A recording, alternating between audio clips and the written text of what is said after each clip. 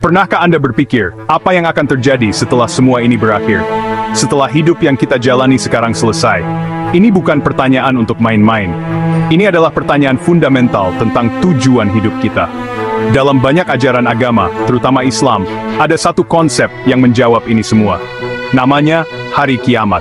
Hari Kiamat adalah hari di mana seluruh alam semesta, semua planet, semua bintang, termasuk bumi kita akan hancur total. Ini bukan film fiksi ilmiah. Ini adalah keyakinan tentang akhir dari segala waktu dan awal dari kehidupan yang abadi. Semua yang hidup akan mati, dan semua yang mati akan dibangkitkan kembali untuk diadili. Bayangkan sejenak, semua yang kita kenal, semua yang kita miliki, gedung-gedung tinggi, teknologi canggih, kekayaan, kekuasaan, semuanya akan lenyap dalam sekejap mata. Tidak ada yang tersisa. Ini adalah titik nol, titik di mana semua pencapaian duniawi menjadi tidak berarti sama sekali. Hari Kiamat, atau Yaumul Qiyamah, adalah hari pembalasan. Hari di mana setiap perbuatan manusia, sekecil apapun, akan dihitung dan dipertanggungjawabkan. Konsep ini terdengar menakutkan dan memang seharusnya begitu. Karena ini memaksa kita untuk berpikir lebih dalam untuk apa kita hidup. Apa yang sebenarnya kita kejar selama ini? Apakah hanya untuk kesenangan sesaat di dunia yang fana ini? Bagaimana kita tahu bahwa akhir zaman sudah dekat? Ada tanda-tandanya. Tanda-tanda ini dibagi menjadi dua. Tanda-tanda kecil, tanda-tanda besar. Ilmu agama mulai ditinggalkan. Orang-orang berlomba-lomba membangun gedung pencakar langit. Perzinahan merajalela, waktu terasa berjalan begitu cepat. Banyak dari tanda-tanda ini terasa sangat relevan sekarang. Ini bukan kebetulan. Ini adalah peringatan-peringatan kecil yang harus membuat kita waspada. Lalu ada tanda-tanda besar. Ini adalah peristiwa luar biasa menjelang kiamat. Munculnya Dajjal. Turunnya Nabi Isa untuk membunuh Dajjal. Munculnya Yajuj dan Majuj.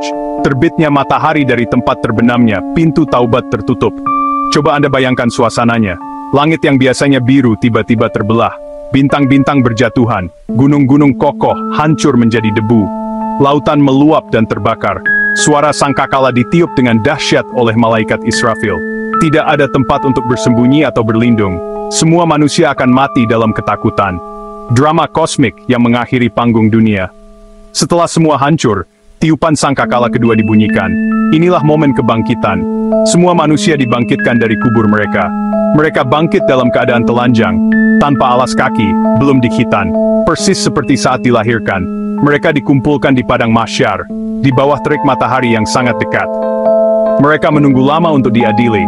Penantian sesungguhnya dimulai, penuh kecemasan dan ketidakpastian. Setelah dikumpulkan di padang mahsyar, proses pengadilan besar pun dimulai. Ini disebut Yaumul Hisab, atau hari perhitungan. Setiap orang akan menerima buku catatan amalnya. Orang-orang yang beriman dan berbuat baik akan menerima catatan mereka dari sebelah kanan. Wajah mereka berseri-seri penuh kebahagiaan. Mereka tahu bahwa tujuan mereka adalah keselamatan. Sebaliknya orang-orang yang ingkar dan berbuat jahat akan menerima catatan amal mereka dari sebelah kiri, atau dari belakang punggung mereka. Wajah mereka muram, penuh dengan ketakutan dan penyesalan yang mendalam. Mereka tahu bahwa malapetaka sedang menanti di depan mata. Setiap perbuatan akan ditimbang di atas sebuah timbangan keadilan yang super akurat, yang disebut mizan. Tidak ada kecurangan di sini. Kebaikan sekecil biji sawi akan diperhitungkan. Begitu pula kejahatan sekecil biji sawi. Mulut kita akan dikunci. Tangan kaki seluruh anggota tubuh, mereka akan berbicara, dan menceritakan semua yang telah kita lakukan selama di dunia. Tidak ada yang bisa kita sangkal lagi. Semua rahasia yang kita simpan rapat-rapat akan terbongkar di hadapan semua makhluk. Ini adalah momen transparansi total di hadapan Sang Pencipta. Setelah timbangan amal selesai, perjalanan selanjutnya adalah melewati sebuah jembatan yang disebut Syirat. Jembatan ini terbentang di atas jurang neraka jahanam. Dikatakan bahwa jembatan ini lebih tipis dari sehelai rambut, dan lebih tajam dari sebilah pedang. Setiap orang harus melewatinya. Bagi orang-orang beriman, mereka akan melewatinya dengan sangat cepat, secepat kilat, secepat angin, secepat kuda berlari. Mereka akan sampai di tujuan akhir mereka dengan selamat. Ini adalah ujian terakhir sebelum mencapai gerbang kebahagiaan abadi. Namun, bagi mereka yang amal buruknya lebih berat, perjalanan melewati Syirat akan menjadi sebuah siksaan. Jembatan itu akan terasa licin dan sangat sulit untuk dilalui.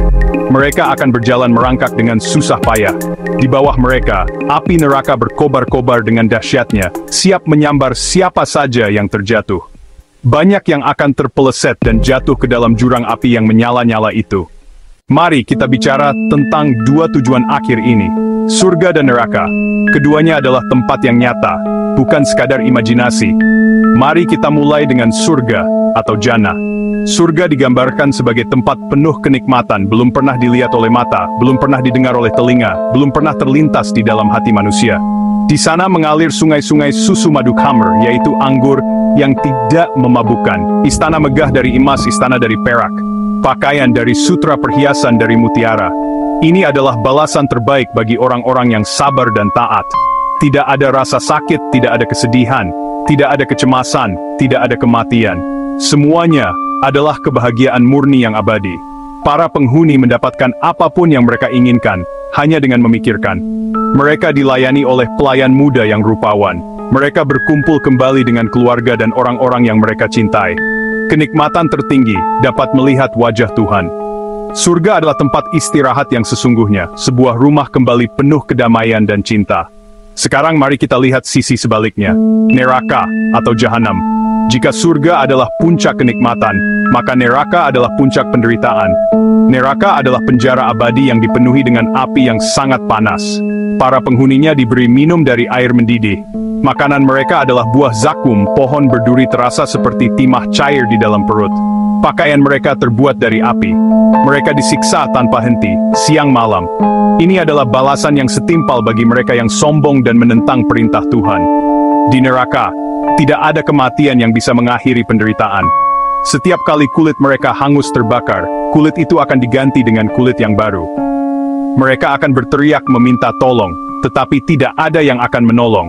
Mereka akan menjerit meminta kematian, tetapi kematian tidak akan pernah datang. Setelah memahami semua ini, pertanyaannya kembali kepada kita. Apa yang akan kita lakukan dengan sisa hidup kita? Kita semua tahu bahwa hidup ini singkat, sangat singkat.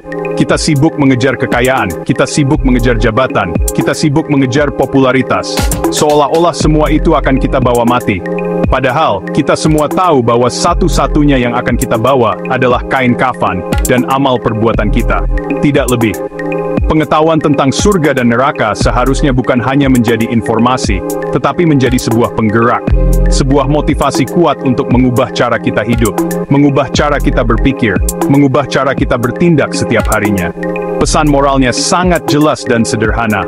Kehidupan setelah mati itu nyata, pengadilan Tuhan itu pasti akan terjadi.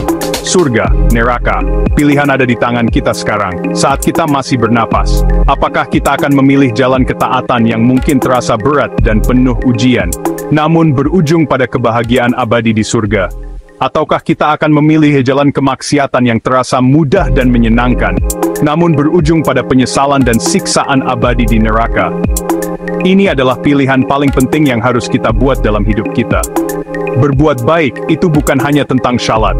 Berbuat baik itu bukan hanya tentang puasa. Berbuat baik adalah tentang bagaimana kita memperlakukan orang lain, bagaimana kita jujur dalam berdagang, bagaimana kita adil dalam memimpin, bagaimana kita menjaga lisan kita dari menyakiti orang lain. Setiap kebaikan kecil, bahkan sebuah senyuman tulus kepada saudara kita, memiliki nilai di hadapan Tuhan. Sebaliknya, setiap kejahatan kecil, bahkan sebuah kebohongan sepele, juga akan dicatat dan akan memberatkan timbangan kita nanti. Jangan pernah meremehkan perbuatan baik sekecil apapun, dan jangan pernah meremehkan perbuatan dosa sekecil apapun. Jadi, mari kita gunakan waktu yang tersisa ini dengan bijak. Mari kita kumpulkan bekal sebanyak-banyaknya untuk perjalanan panjang setelah kematian. Dunia ini hanyalah tempat singgah, bukan tujuan akhir. Jangan sampai kita tertipu oleh gemerlapnya yang sesaat. Ingatlah selalu bahwa setiap detik yang kita lalui akan dipertanggungjawabkan.